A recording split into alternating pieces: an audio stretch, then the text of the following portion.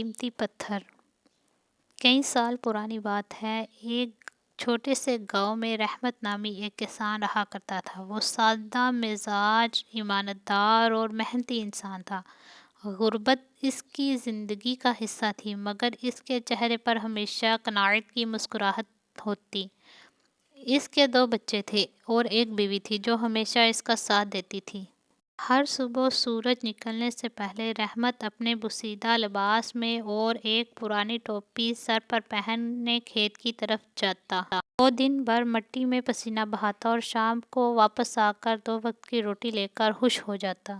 ایک دن جب حسب معمول کھیت کی طرف جا رہا تھا، اچانک اس کی نظر زمین پر پڑی۔ وہ پتھر سورج کی طرح روشن چمک رہا تھا، گویا آسمان سے کوئی خزانہ زمین پر گرا ہو۔ رحمت جھکا، پتھر اٹھایا اور غور سے دیکھا۔ یہ کوئی عام پتھر نہیں بلکہ وہ چمکتے دمکتے ہیرے تھے۔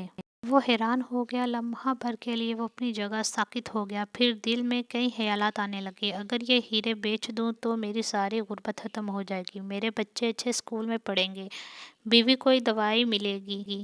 پھر ایک اور خیال آیا، لیکن یہ میرے نہیں ہے، یہ کسی کا قیمتی مال ہے، کسی کی امید ہے، کسی کا خواب ہے۔ کیا میں کسی کے خوابوں کو چور کر کے اپنی زندگی سنواروں؟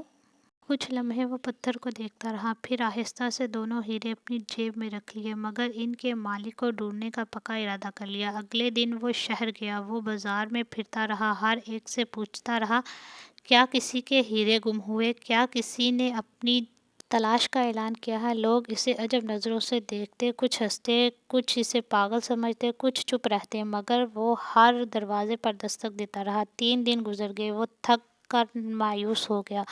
چوتھے دن ایک سڑک کنارے ایک پرانی بینچ پر بیٹھا ایک بوڑھا شخص زاروں کی طرح رو رہا تھا۔ سفید داڑھی، کمزور جسم، کپڑے میلے کچیلے۔ رحمت نے آہستہ سے پوچھا، بابا جی خیر ہے؟ کیا ہوا؟ بوڑھے نے لدھراتی آواز میں جواب دیا، بیٹا میں نے اپنی بیٹی کی شادی کے لیے برسوں سے 2 ہیرے سنبھال کر رکھے تھے، آج وہ میرے ہاتھ سے گم ہو گئے۔ میں نے ہر جگہ ڈھونڈا مگر کہیں نہیں ملے، میری دنیا لٹ گئی۔ رحمت کی آنکھوں میں نمی آ گئی۔ اس نے بغیر کوئی بات کیے جیب سے وہ دونوں ہیرے نکال کر بوڑھے کے ہاتھ میں رکھ دیے۔ بوڑھا دم بخود ہو گیا۔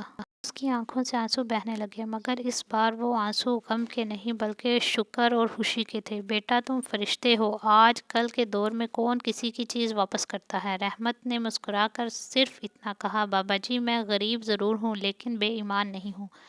بوڑھے نے رحمت کو دعا دی۔ کچھ دنوں بعد وہی بوڑھا گاؤں آیا۔ وہ ایک امیر تاجر تھا۔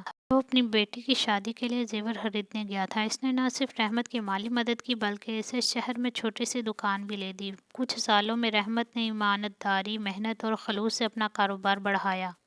اب وہ کامیاب تاجر تھا، مگر اس کی عاجزی ویسی کی ویسی ہی تھی۔ آج بھی جب لوگ اسے پوچھتے ہیں، رحمت بھائی آپ اتنے کامیاب کیسے ہیں، تو وہ مسکرا کر کہتا ہے، کسی کی چیز واپس کرنے سے میری زندگی سنور گئی۔ حلال کی کمائی کبھی رائیگاں نہیں جاتی۔ اخلاقی سبق: ایمانداری صرف ایک خوبی نہیں بلکہ ایک خزانہ ہے۔